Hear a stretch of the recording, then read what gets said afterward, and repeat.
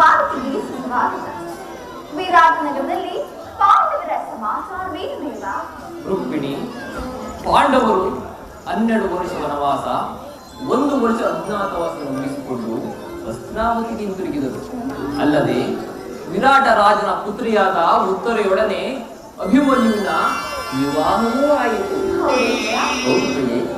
ಧರ್ಮರಾಜನು ತಮಗೆ ಬರಬೇಕಾದ ಅರ್ಧ ರಾಜ್ಯವನ್ನು ಕೇಳುವಂತೆ ತಮ್ಮ ಪುರೋಹಿತನಾದ ಧೌಮ್ಯನನ್ನು ಆ ದುರ್ಯೋಧನ ಬಳಿಗೆ ಸಂಧಿಗಾಗಿ ಕಳಿಸಿದರು.